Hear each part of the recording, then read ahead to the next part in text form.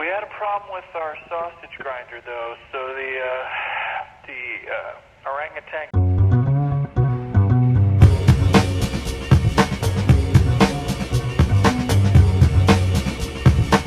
All right, so today we are going to create a soundscape for a very short video from scratch. Like, we've got nothing right now other than what I would call the primary audio. So in order to do something like this, you're gonna need some kind of a multi-track or a DAW, a digital audio workstation, some kind of software that supports multiple tracks, and ideally one that you can also bring video into. There are several of these out there. The one that I use is Cubase. This is Cubase version 12, the Pro version. And so, you know, these principles will still apply whether or not you happen to use Cubase, which I'm sure a lot of you don't. But if you've got some kind of multi-tracking audio software, then you'll be able to do something like this. I mean, technically, you could even do this right within your video editor, within Resolve, for example, or Adobe Premiere. I find that since those weren't designed for audio, there's some features that maybe aren't quite as right there at your fingertips, like software that's designed specifically to edit audio. So that's just something to keep in mind. But this is really more about the general process of constructing a soundscape, more than it's about how to do specific things in specific software. Okay, so the first thing that I did was I created a sample video edit that has the timing that I want. And in this particular instance, this is a very simple video, so there's nothing like lip sync or anything like that to worry about. But there's going to be certain elements of your sound that the timing is important. So if you have spoken audio and your character is lip syncing it, you're going to want to line that up in your initial video edit. And what I tend to refer to this as is the 4-sound edit. In other words, it's not intended to sound great. It's all about timing, where in the video certain sounds start and stop, that type of thing. This video doesn't cover that process. It's a fairly, compared to this, it's a fairly simple one. You're worried just about the timing, and then you're going to render that out in some kind of a format that's not too heavy. You don't have to worry about doing super high res or anything like that. We just need enough video to look at as our guide for synchronizing sound effects. Okay, so I've already done that for this video, so I'm going to go ahead and drag it into my editor here and click OK. And we're just going to take that over all the way to, this is a music-oriented editor, so it shows up at measure 1. And then I'm going to adjust the zoom a little bit here so we see the whole thing. Now, in Cubase, if I open up the video player, that's going to give us our little, the video to look at. And we can resize that if we want to, make it a little bigger. Boom. All right. So now we can, with time code across the top here, we can hit play and see what's going on in the video clip. And there's no sound on it right now, except right here, a voicemail message plays back. Hey, Mr. Rice, this is the Monkey Warehouse. Okay, that's the only sound on the video, is that message just plays out to the end of the clip. But it's pretty awkward having any sort of movement or action going on and there not being sound for it.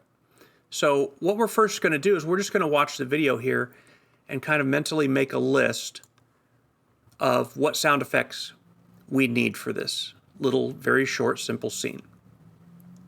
And actually, we're gonna mentally do it first because the list is fairly small for this video. If you've got a more complex one, this will take several passes, and you really have to think about, it's helpful to think about, if I were in this room where the camera is, what would I hear? And if it's an empty room, like right now, you might say, well, nothing. Really? You know, unless you, I don't know where you can live and hear nothing. There's always something going on, even if it doesn't correspond to the action on the screen. So we'll get to all that. So let's just watch here and make some notes. So we've got a door that opens and a light switch he flips, and the door closes. There's footsteps. He's walking through the room, right? And then pressing a button on the message machine. And then, of course, the message itself starts.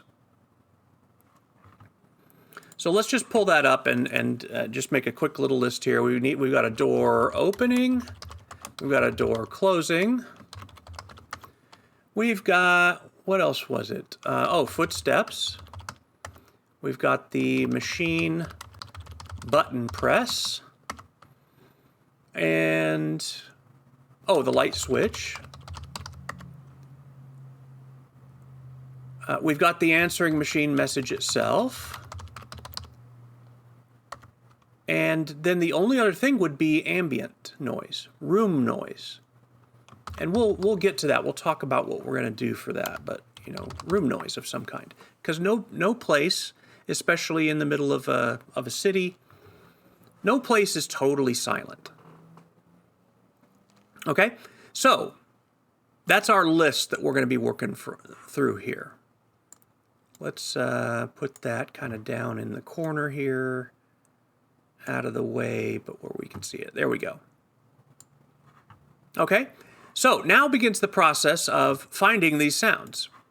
So you've got a couple options there. If you don't have a big sound collection, I happen to do so because I've been doing this for quite a few years and have been able to invest in and also download a pretty nice collection.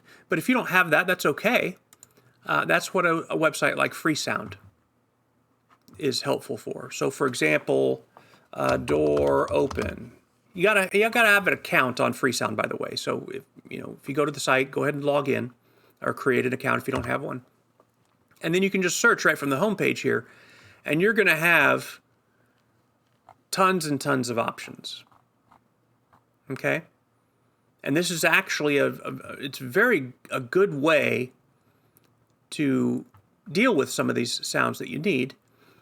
Because the chances of you happening to use the same one as in the most popular sound library that's out there that everyone will recognize are pretty slim. These are all homemade sounds, basically. Now, if you were going to grab a sound, if we listened to a sound here, right, and we say, we like that sound, click on it and make sure of what license is applied to that sound. Creative Commons 0 is probably the most appealing because you don't even have to credit for that. You can just use it. It's public domain, right? Even commercial purposes, you can do that. But some sounds are going to be a different license. A lot of them nowadays are Creative Commons 0, which is really cool. But there's going to be some that'll say like Creative Commons Attribution. There might even be some that have a more restrictive license. Typically, the best way to go when you're downloading sounds is look for ones that are either Creative Commons 0 or a Creative Commons Attribution. And if they're attribution, make a note of whether it's FreeSound or some other site that you're getting it from. Make a note of who the creator is and how usually those sites will have some kind of info about the appropriate way to credit the creator of the sound effect. Most of them for attribution, all you have to do is put it somewhere in the video description. But if you wanted to do on-screen credits for it, if you've got a scrolling credit at the end of your film or something, you could do that. But if you got lots of sound effects, that gets unwieldy to do it all on screen. But make sure to do it in the description of your video, if nothing else. Okay? So that's a source if you don't have a sound library. We happen to have a sound library. So we're gonna use that. I'm gonna close the video prompt here for just a moment while we bring these in.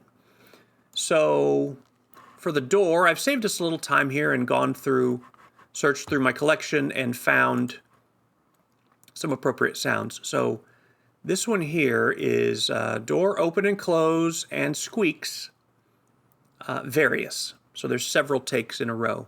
The sound length is like 38 seconds, but it's going to be several takes or different types of doors opening. And I pre-listened to this. We can preview it right here if we want to. See that? The open and then the close. There's one that includes a little bit of a squeak. So we got some nice options there. So we're going to bring that in, the door open and close. We're going to just drag that over here into our editor. We're not going to worry about the specific timing right now. And we're just going to drag it into its own track. And for most of the sounds, we're going to go ahead and put them on their own track. Now, if you had a longer video and several different open and closing door in the same type of ambience, then you could combine those onto one track if you wanted to. This is a very short video. There's one door open sound and one door close. So we're going to go ahead and put it on its own track. And you'll see later why that's helpful. And speaking of which, we're going to go ahead and label our tracks here just to make them easier to work with. So this is the for sound. You know, that's the audio that came through with the video. This one here is door. And what else we got here? We've got the light switch. Let's hear what those sound like. They're real basic sounds, and in these professional libraries, the thing you have to keep in mind is that they're recording these most of the time, very dry, with the microphone very near them, and so it may not immediately sound like that's a sound that's going to make sense for our scene. But we've got things that we can do to the sounds to kind of set them in their proper place. So this is going to be the light switch. We'll drag that into its own track and say OK. And let's call that the light switch. OK. Then we've got the message button. Same thing. It was one with multiple takes in there. We're just going to go ahead and get it into place. We'll call this the AM button. AM for answering machine. Next is footsteps. So I've got a very nice library of footsteps here. This is from Hollywood Edge. I've had it for years. They're great quality sounds. And it's basically a lot of different types of shoes on a lot of different types of surfaces. Now, in our video, if we open this back up here, we can see that we really don't see the floor. This shot is looking into a mirror at the table, and when the character comes in, don't worry about those sounds. Those are just the tracks that we laid in. They're not timed right yet. But we can't ever see his feet touching the floor. We can't see the floor at all. Now, that actually works a little bit to our advantage here, because we get to decide and communicate what type of floor it is, even though the user's never going to see the floor.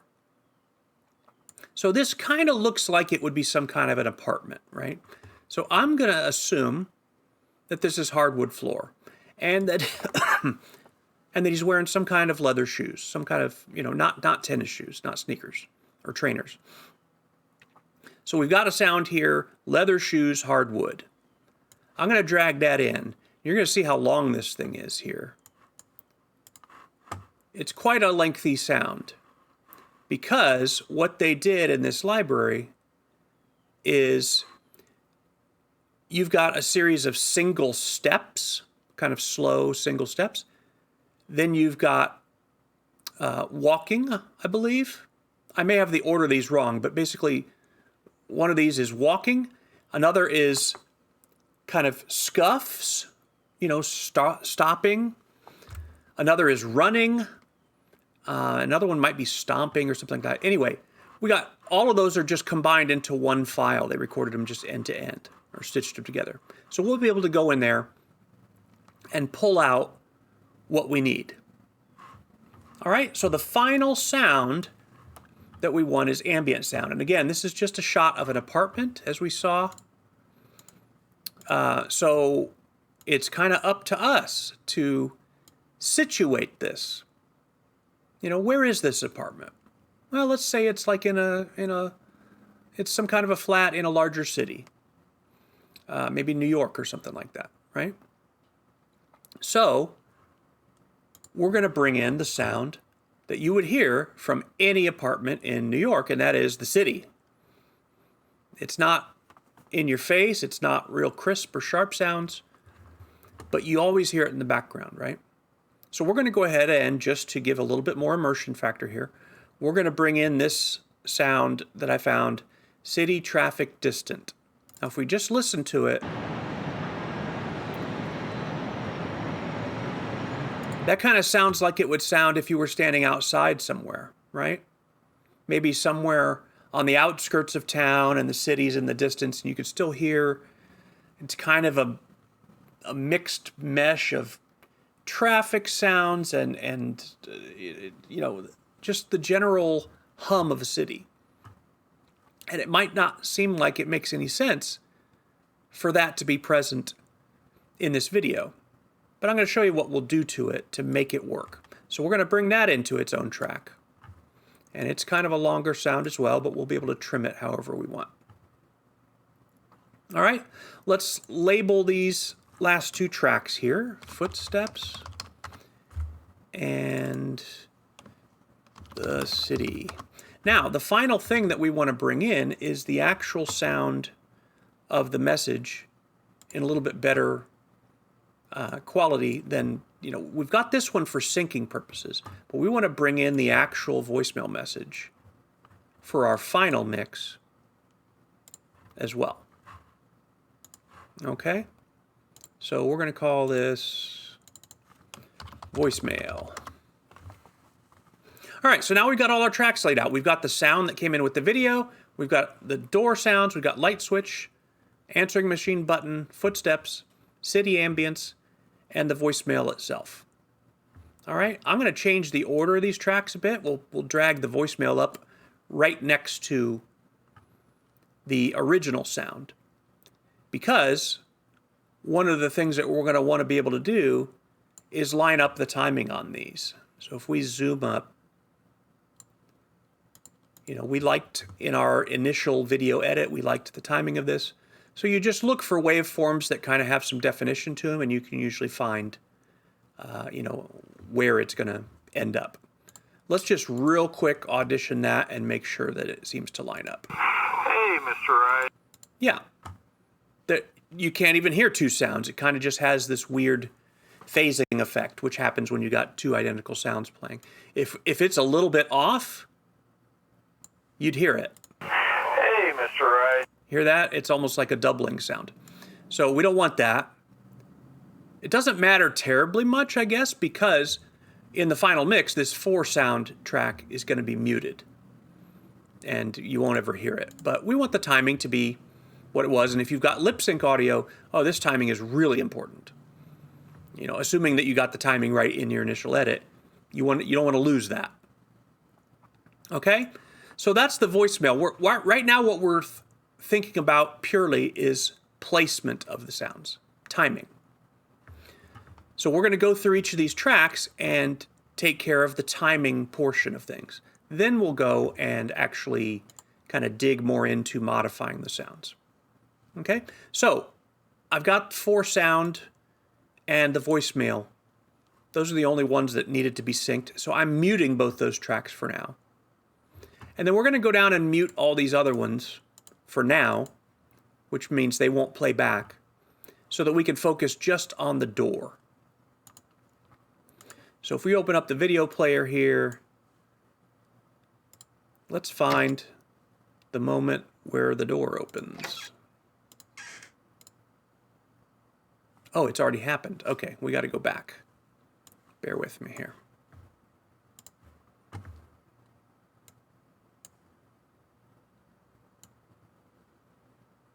Yeah, we can kind of scrub here and see. All right, so the door opening Happens right there. All right, so that's where our door opening sound needs to happen. Now, we got some screen real estate challenges here. We're going to shrink that out of the way. Zoom in here. So we know that's where our door sound needs to be. So now we're just going to drag this door sound to where it lines up with that, and we're just going to listen, not worry too much about the visual right now. And let's hear which one of these sounds the best. Honestly, I love that first one. I don't want one with the squeak. It's kind of distracting. And it doesn't seem to fit. The squeak would have to be, the door would have to move in a very certain way for it to sound like that squeak is coming from that door. So let's keep listening and hear the closed sound and make sure it's good too. Yeah, that's a nice sound. I like that. So we're going to trim off the part we don't need and just get rid of it. And then let's go back here and we're going to do another cut between the open sound and the closed sound and kind of shrink those down.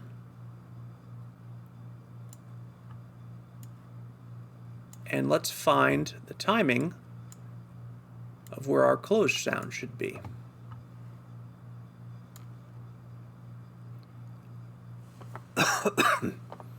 Okay, so there's the door closing. Pretty much right there. All right, so if you look closely at this door sound, you can see that there's like it's like a ka-thunk. So there's a little bit of sound that comes before. Let's just hear it. You hear that? That little cha-chink? So we want the chink, the louder sound, to happen when the actual door closes, which is right at this moment. So that little sound is going to anticipate it. Okay? Let's just give this a listen and a watch. Just make sure it lines up right. Again, we're only worried about timing right now. It's going to be too loud at this point, and it's going to not sound authentic. Okay? I think that works. Now, one thing that I like to do when I've been cutting up sounds is if you happen to cut a sound where there's still audio happening, there'll be a little distinct like pop. And you don't want that. The way around that is just to drag like the fade in part before the actual audio begins, and then right at the tail end of it as well. That's going to eliminate any little pops from, a sound cutting off. So let's hear it one more time. Okay, very good. So that's the door. We're going to mute the door. Let's look at the light switch. The light switch happens somewhere here between him opening the door, and really our trigger for when the light switch actually gets flipped is going to be when the lights come on. So it's right there at that frame at 2:06. Yeah? So that's where we want our switch sound. So let's drag our switch sound here. We'll open it up so we can see a little better. And let's hear some of these. We only need one, I think. Yeah, we don't need an off sound. That one's pretty muffled. Not sure how much I like that one. How about this second one? Oh, we gotta cut some of this off here. Let's try the second one.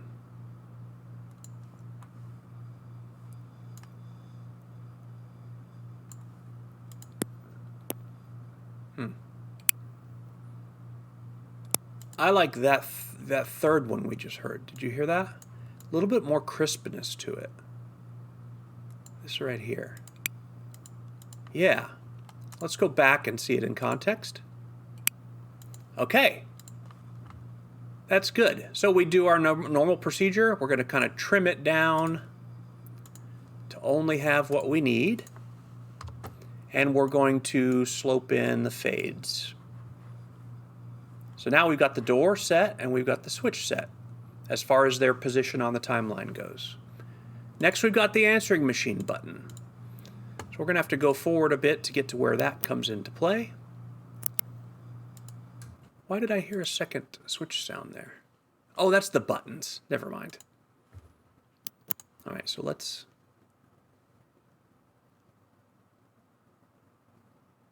Okay, boom. Let's see if we can zero in on the exact moment that he hits that button. Boom. He kind of lingers on it a bit, but we want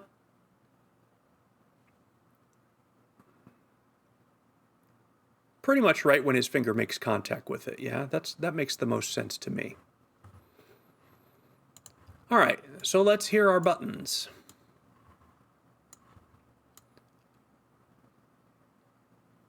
Let's hear what they sound like. That's not really the right sound. How about the next one?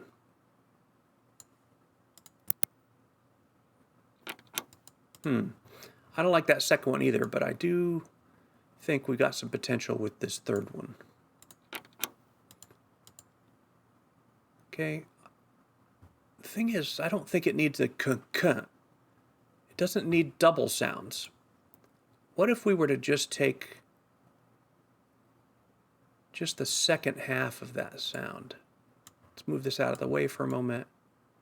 Put that right here, just this part.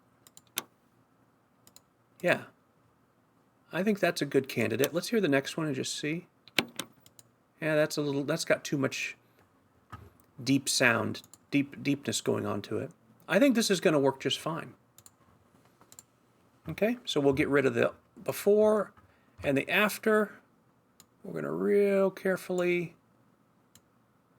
trim this up like so.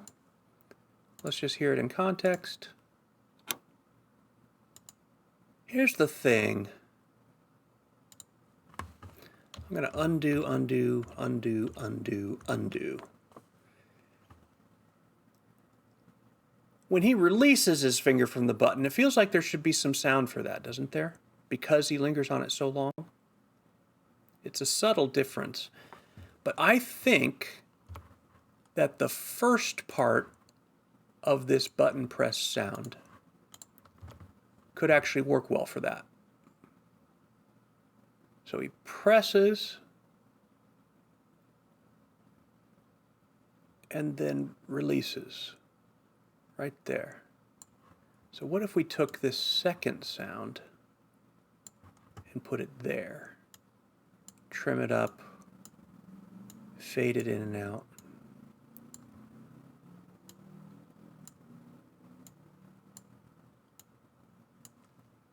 Let's see what we got now. Yeah, that feels better. Okay, so those are the easy ones. Those are the happening only once sounds. This one's a little bit more tricky. We're talking about footsteps now. Fortunately, it's a pretty short scene where the footsteps even happen. So let's go over here and see where they begin. So he's opened the door. There's probably a step there. Yeah, that's a first step right there. Right there. It's kind of hard to see him without the lights on, but there's a second step. There's a third, a fourth, a fifth. And then he's going to continue walking at that pace for a little bit. Then we're going to have a sound of him kind of scuffing to, slightly to stop and turn. And then we're going to hear him walk over to press the button. And then we're going to hear him walk away. So we want to give him a basic, we're going to take all the imagined sounds there. We're going to base that off of the walking gait that he has coming in and give him about that pace of walking, approximately. So it has a consistency to it. So let's go back here to where we saw the first step, which is pretty much right there. Yeah. All right, we're going to zoom way out here. because what we want is, okay.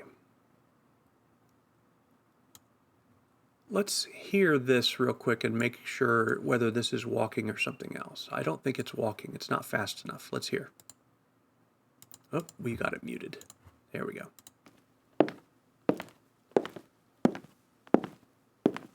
Okay, that actually is an okay pace. It's very close to what we want. So we're gonna work with that for our footsteps. Now, if obviously it's the chances that it's on the right timing right now are very slim. But it's close enough to where we just have to kind of nudge the timing of the steps. All right, and we've got enough steps there to do all the ones that we need, and that'll give us a little bit of variety as well. So I happen to know that the next section is the stop and scuffs. So we're going to cut that out and keep it nearby for when we need it. And the rest of this is running and I think maybe going upstairs. I'm going to get rid of those. We don't need them. So let's drag this out of the way for the moment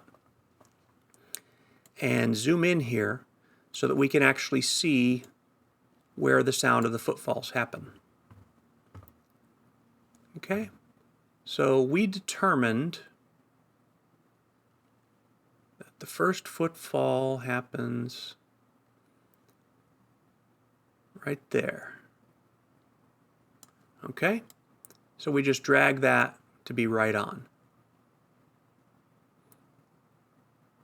Now, if this were going to be, so there's the first footstep, there's the second one.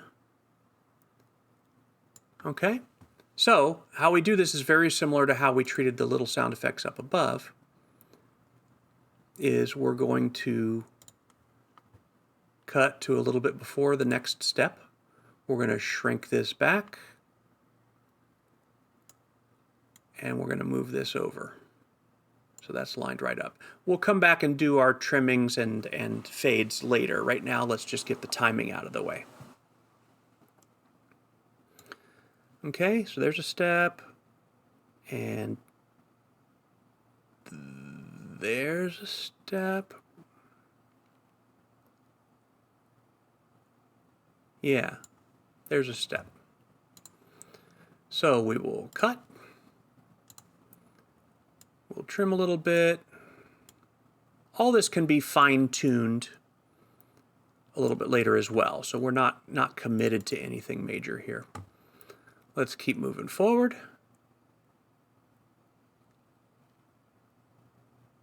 And when there's his right foot,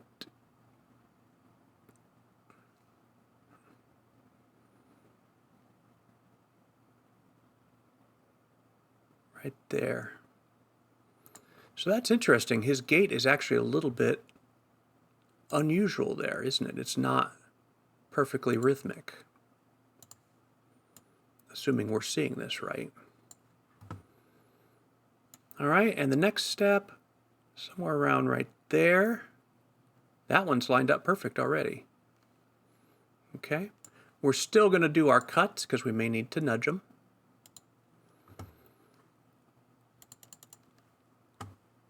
And that's actually pretty handy because that means that we could potentially just have him continue walking at for the next step at the gate that we established. Boom, boom. Now I think right here is probably right here at measure 3, beat 4, to use the musical timekeeping up there. That's probably about where the scuff is going to happen, where he turns and then comes walking back. So let's assume that's the case for now. We're going to make a cut here. Let's move this along. I'm going to zoom out so I can see what I'm doing here. There we go. And let's just watch in the video here and see how much time we've got until he comes back. And right here is our button press, so we know it's going to be somewhere before there. All right, so he walks, and he probably stops like right there. So that's going to be another kind of a scuff. Then he presses the button, and then he's going to walk away again. Okay? So let's get back here. We're going to basically envision a scenario where he does a scuffle, or a scuff, not a scuffle. It's not a fight. Okay. Let's zoom in here so we can get a listen to these things. Okay, so that's like a step and then a scuffle. I keep saying scuffle. Why am I saying that? It's not a scuffle. All right. Let's hear that. For it to sound natural, it needs to be a little closer to the last step there. Let's try again. Okay, he stops for a moment.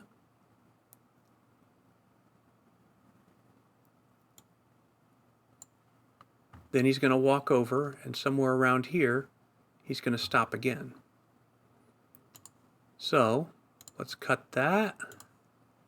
Move it out of the way for a moment. And we're going to go ahead and continue using these footsteps because they're all unique. That way we're not repeating the same sound. Okay? So let's hear that. Let's hear if that scuff sound is enough to represent a stop and turn or not. Yeah, that works. Let's just listen to it.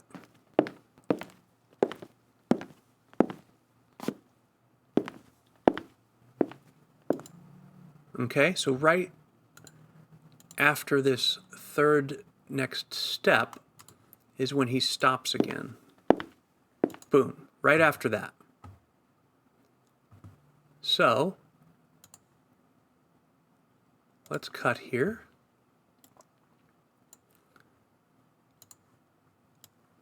Boom. Bring this over. Let's find ourselves our next scuff sound. What's this one? Let's hear it. That's too much scraping of the shoe, right? So we're going to keep listening forward.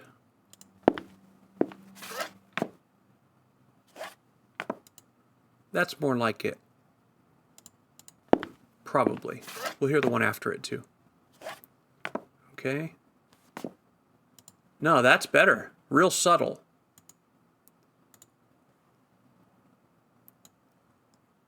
I like that. So, we can bring this over like so, and let's hear that as with a little bit of what's before it.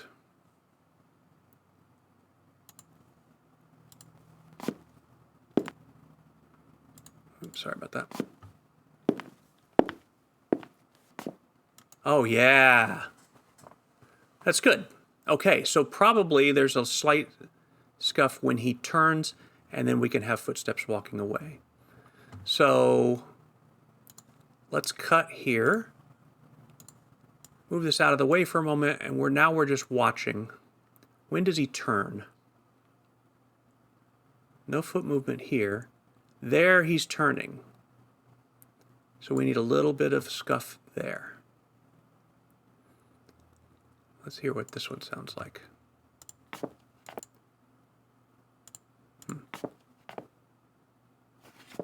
That's the turn we want, right there.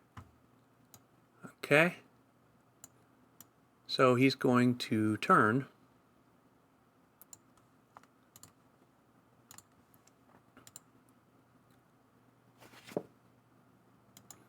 Okay, and then he's going to walk away.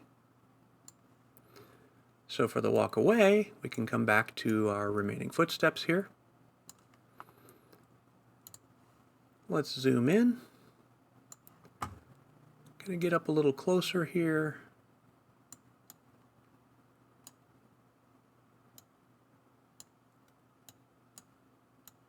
Okay. Let's hear that a little bit in sequence. So this is from when he turns and walks away. I'm going to give him about 6 steps. 1, 2, 3, 4, 5, 6 steps. All right, let's hear all that in sequence with the video a little bigger here so we can see what's going on. And let's just make sure that the everything seems to line up right.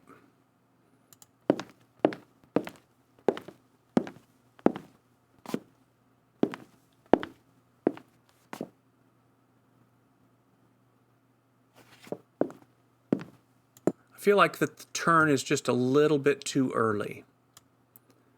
So we're just going to bring all this over just a bit. Yeah. Okay. So for timing purposes only, let's hear it all together here. If we go down to the beginning, let's just give it a listen.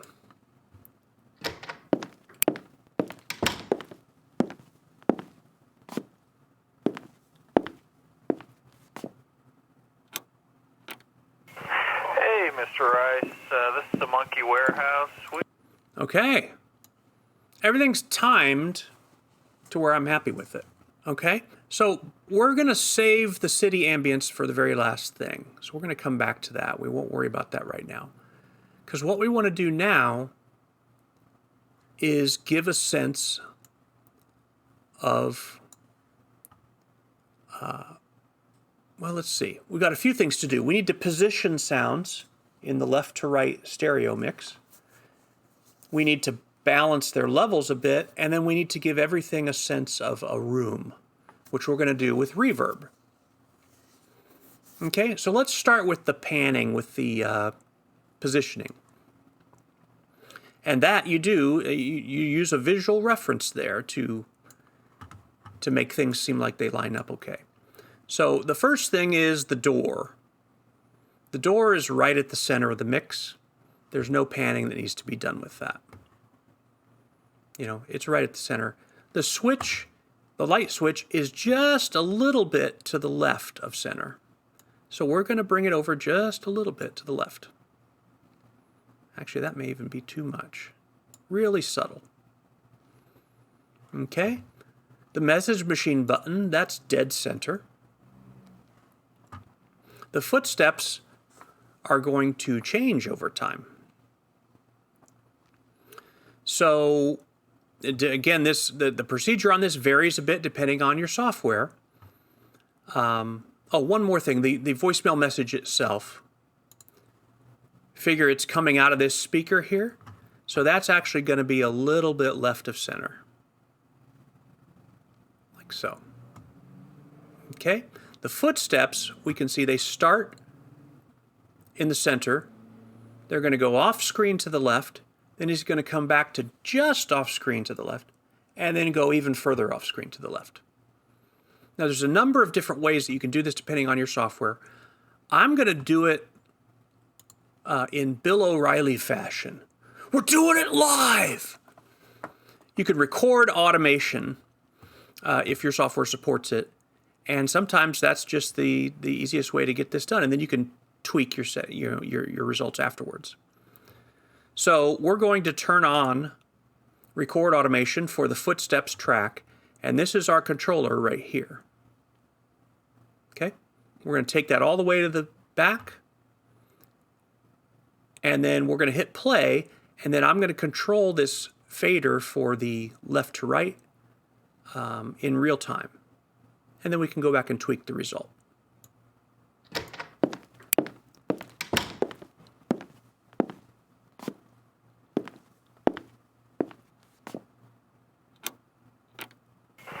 Hey, Mr. Rice, this is the Monkey Warehouse. We shipped out your orders of... Okay. Now you can see the curve here of what it did, but let's just give it a listen and see how well it actually lines up. All right, now I can tell you right now, I think I went too quickly to the left here.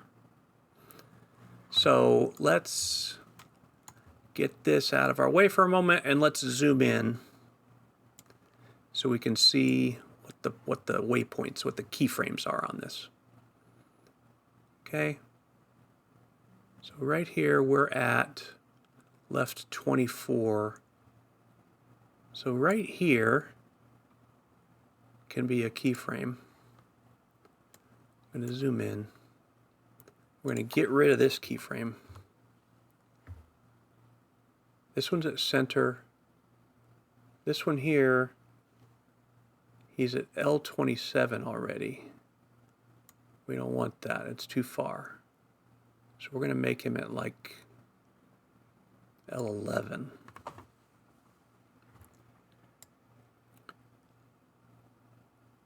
Okay.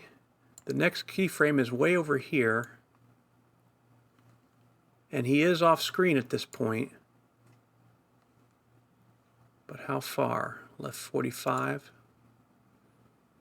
That's a little too far, I think. So we're going to bring that down just a bit to like 33. All right, let's listen to that again and watch.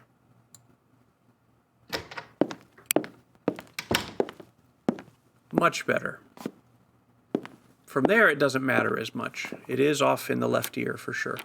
Hey, Mr. Rice, this is the Monkey Warehouse. We shipped out your... Okay. So we've got the panning done. That was actually pretty easy for this particular shot. So the panning is done. That would be the...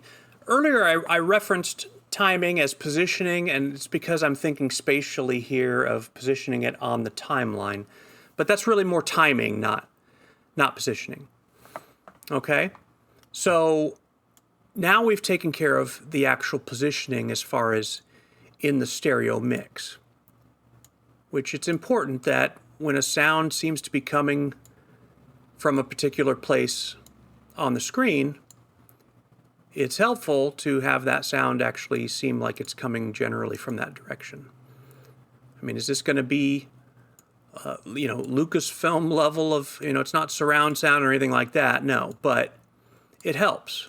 It does, because a lot of people consume this content on nicer sound systems or with headphones, and in headphones you really notice stuff like that when they're not right. So now let's think about sound balance, and that would be volume of sounds.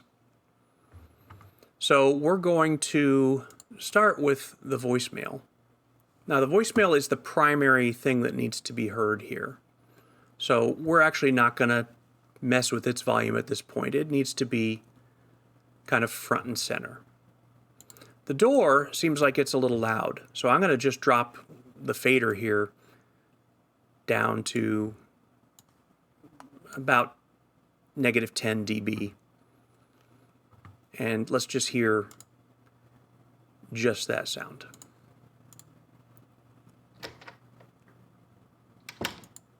That's pretty good. I'm going to bring it back even further, just to right at -10 dB. Okay, the next sound in the queue is the light switch. The light switch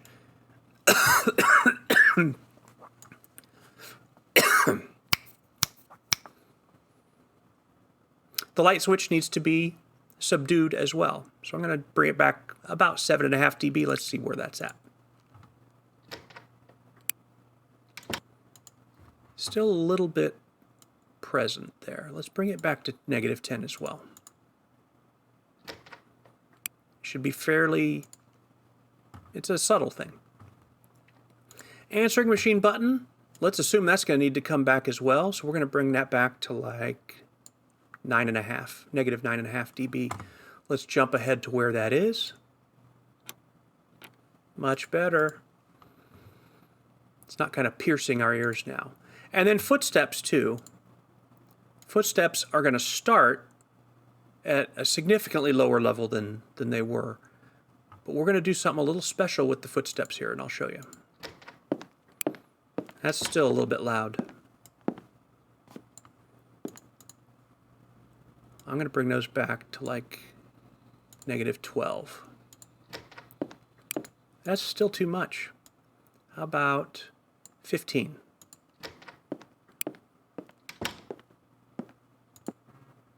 Yeah, you know what?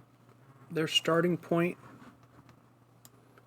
should be even lower. We're going to go to -19 dB. This guy's not stomping around like Bigfoot. Okay, good. So that's where they start.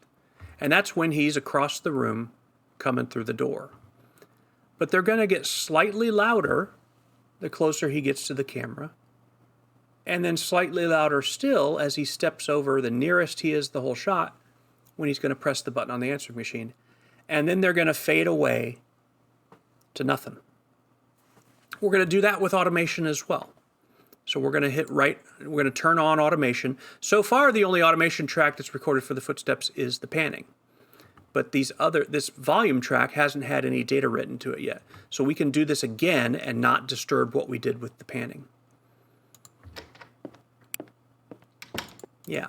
All right, so let's take it back to the beginning, and we're just going to do this live again and tweak it if we need to.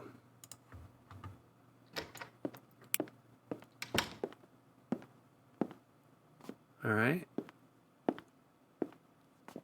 A little louder.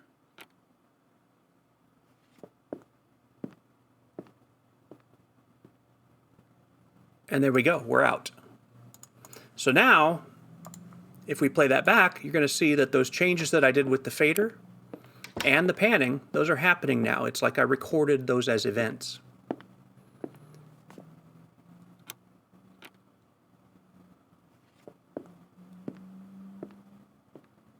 And now he walks off, to where his footsteps aren't audible anymore. That's exactly what we wanted. So the last thing we need to do for those sounds is something called EQ, or equalization, and that is we're gonna tune those sounds a little bit, the frequencies that they have, just to make them sit in place a little better, and then we'll add reverb to them to give them a sense of a room. But first, let's go ahead and get our ambient sound in place, because we need to be aware of that sound as we're mixing these other things, because it may influence how we handle this. So we've got a city sound here. Let's just solo it out and hear it real quick. Right, so it's obnoxiously loud, first of all. And secondly, it's too crisp. It sounds like that we're outside, and we don't want that. So first, let's trim it for timing. This is going to be here for the entirety of the shot. So we're going to just trim off. We're just going to grab a section out of the middle so it's random. And then, because this is a pretty consistent sound throughout. Let's hop to the end here. And we're actually going to, even though the film stops here, there's probably going to be some kind of a post-credit. So we're going to extend this by a little bit beyond. And we're not going to fade this out here. We're going to give ourselves the ability to do that in the final video edit, and we may want to time it or crossfade it with something else. So that's the city sound in terms of its placement and timing. Let's cut back to the beginning here. And again, for the purposes of getting rid of pops, we're going to do just a very slight increase, in the fade in. And we're going to go do that at the end too, just to get rid of pops.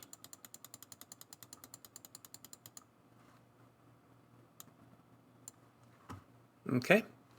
Now, we've got to tame that city sound.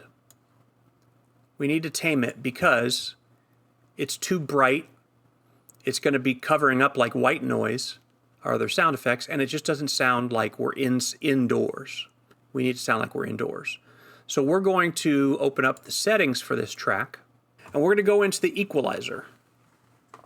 Now, what happens to a sound that's outside when you're inside? Well, the primary thing that happens to it is the high frequencies are cut off significantly because the wall or even a window is insulated. It doesn't let those sounds through. So we need to simulate that with EQ. So we're going to go to the highest band of EQ that's available to us. We're going to change the type to low pass. And what that means is we're going to set a frequency, and then frequencies below that are going to be allowed through. Frequencies above it are going to get cut off, and then there's kind of a sloping effect to it to make it sound natural and smooth. Okay? And then we're going to take this down significantly. Like, I'm going to say close to right around 300 hertz. And let's just hear what it sounds like so far, and then we'll tweak it some more. So we're at the beginning of the song. Hear that? Here's the difference. Listen to all that we're shelving off. Okay? That's more like it. And in fact, I think it might even, yeah, we're going to lower it even more. We're going to go to like 160 hertz. So now it's very subtle, right? And we can actually, as we're thinking about it, we can play everything else in context with it and kind of figure out where its best volume can be now.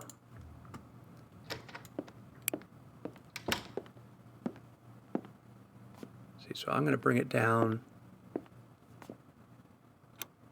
to like... Hey, Mr. Rice. Almost, I'm going to bring it down to negative 24 dB. That's a significant cut. But the end result is it's barely there, which is what we want.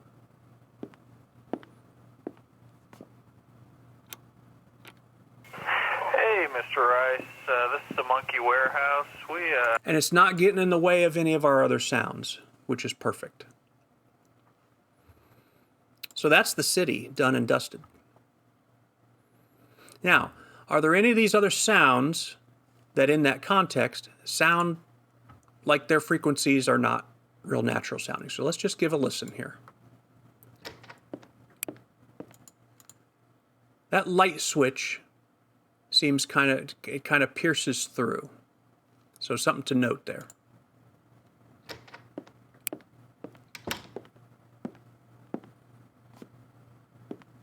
The footsteps sound good.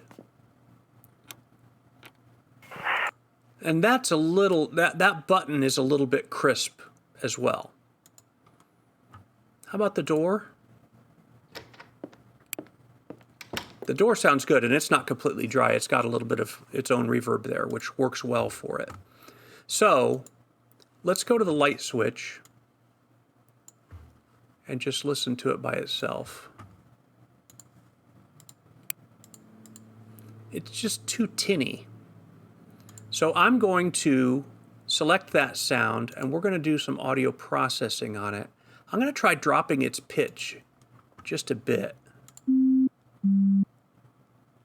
Like maybe five tones down.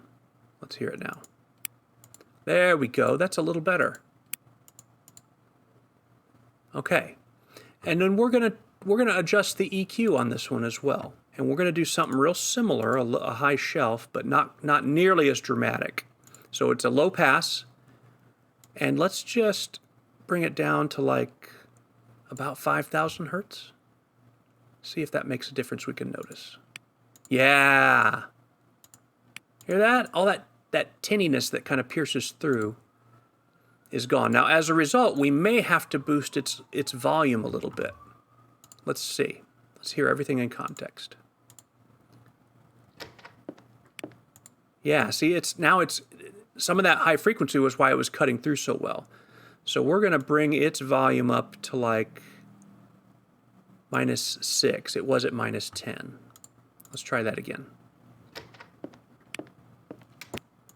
Pretty good, but I think it coming through even a little more might work now. So let's go up to -2.5. Yeah, that's good. Let's do the same thing for the answering machine button. I don't think it needs a pitch change. No, it's good. but it is just a little bit crisp. So we're going to go into EQ. We're going to do a low pass filter again. And let's just bring it down to like, I don't know, 6,000. Let's hear it. Yeah. And I almost feel like it may need to come up just a little more. So we're going to bring it up to minus 7 dB. Let's take it back and let's listen to everything in context.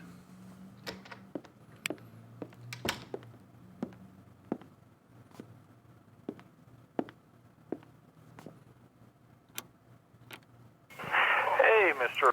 Okay. Now, in that context, the voicemail seems like it's a little loud. But I'm not sure if that's because it actually is too loud or if it's certain frequencies are coming through a little too much. So let's go into EQ here. Well, let's just see what it shows us. This is the Monkey Warehouse. You see that? You see that pattern there? It's showing us the frequencies that are going on. Let's just watch that while the voicemail plays. Bryce, this is the Monkey Warehouse. We shipped out your... See, because of it was an actual voicemail recording, so that's why it's shelved off at the top. But there's some low frequency in there. Orders of me. That's just wasted. So like from 150 down. Orders. And then right around 500 hertz or so, it's just kind of piercing a little bit. So let's see what we can do about that. We go into, this time we're going to do a high shelf, a high pass at the low end. And we're going to set this to 150 hertz. That should get rid of some of that. It's just noise it's making, basically. And then we're going to do a high pass, or a low pass, excuse me, on the high side again. And let's do that at like 9,000 hertz. Maybe more, 7,000. And then, right at 450 hertz, we're going to bring it down just a little bit. And a little bit of a sharper, yeah, that's how we want to shape it. So now... orders of meat, your steaks, the rump, the liver, and the other various parts. Okay. I think we're in good shape there. So next, we need a room. Get a room, as they say. So we've got all these sounds going on, but they're just very flat, and they're positioned properly, but it doesn't sound real. It doesn't sound like it's in an actual room. So we're going to add an effects track. We're going to use a reverb plugin called RoomWorks, and we'll just call this the room. So now we've got our reverb plugin open. At some point, I'll do a tutorial on that's more in-depth on reverb. But basically, we want to give a little bit of the sense of the space of that room without it being obnoxious. Yeah? So we can adjust the size of the room here. This is in square meters, I believe. So 20 square meters is what? 5 by 4 room, right? It's a little bit bigger room than that. 5 meters by 4. It's probably about right, but it is hardwood floors, so it's going to reverberate a little bit more than that. So we're just going to bring the room size up to 30. We're going to put a pre-delay of 60 milliseconds. Pre-delay is how much time should pass before the reverb kicks in. So if you have that set to 0, the reverb is going to kick in as soon as the sound does, and it tends to muddy things up.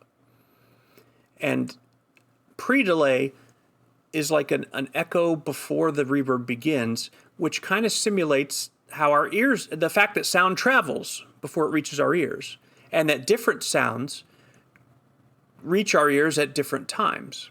So the direct sound from the door will hit our ears, and then its reverberations off the room will catch up milliseconds later. That's what pre-delay helps simulate. The other thing we can do here is input filters, which would be it's kind of like shelving off the EQ frequencies of the sound for what enters and is used by the reverb. There's a whole science behind that, but basically we're going to shelve some things off here a little bit, around 120 hertz on the low end. The high end, we're going to set to like 500 hertz. And then you can boost stuff. We don't need to do that. And then the reverb time, you know, about 1 second is probably about right for a room that size. There's some damping stuff that you can do here as well. We're going to go ahead and damp this at 100 hertz. Technically, we've already taken care of that with our input filter here, but we're going to just reinforce the idea here. Damping at 5,000 is probably just about right. Okay, the rest of these settings we don't need to worry about at this point. So now we've got to route these sounds into the effects track in order for them to get reverb. So we're going to go to the voicemail track, open it up, and we're going to send it to the room reverb. And we're going to go ahead and just leave its input value at 0 right now, which is full.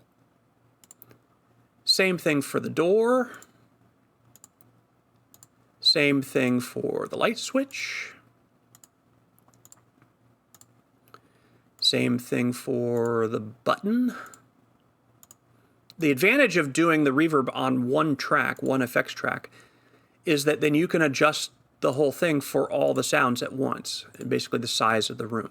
The city ambience, I don't think we need to put that through the reverb at all. There's no benefit to echoing that. The best it would do is muddy things up. So I'm going to leave, even though we don't want this at full volume, the actual effect, we don't want it at full volume, but I'm going to leave it there for now so you can hear what we're dealing with. We're going to pull that way back. So let's just hear.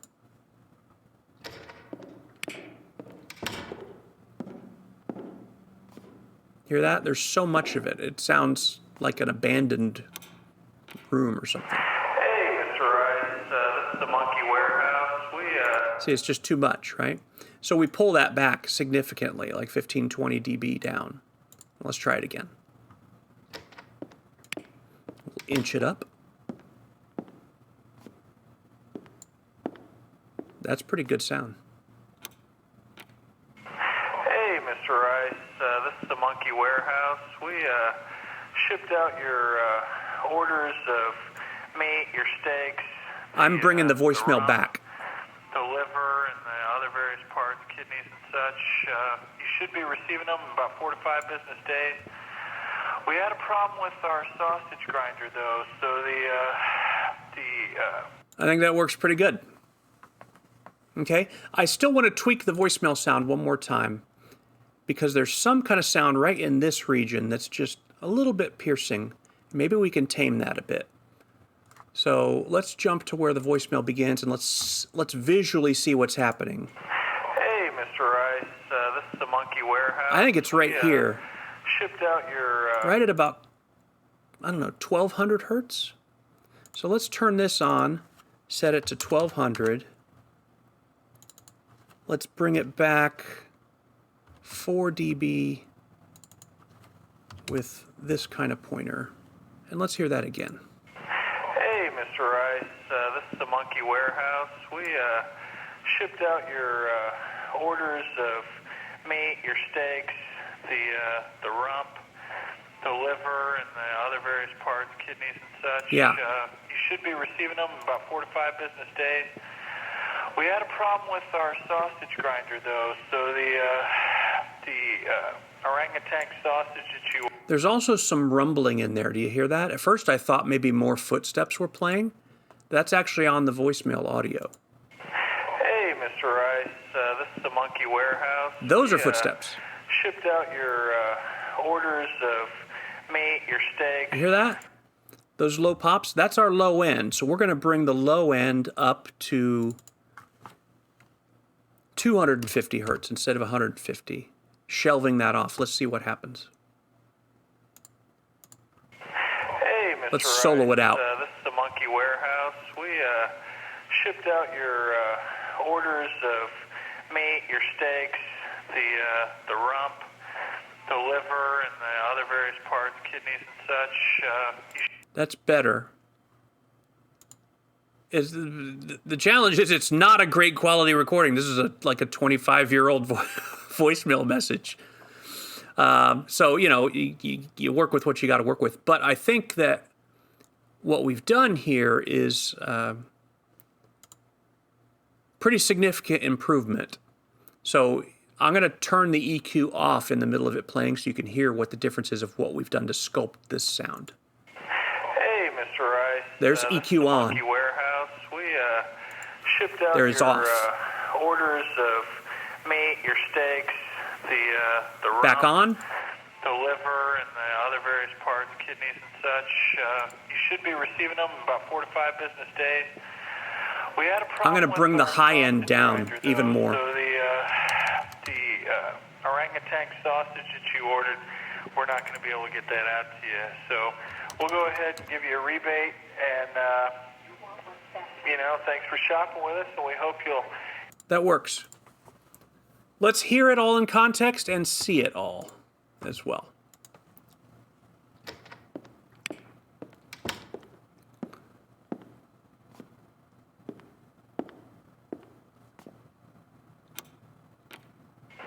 Hey, Mr. Rice, this is the Monkey Warehouse. We shipped out your. Yeah, it works.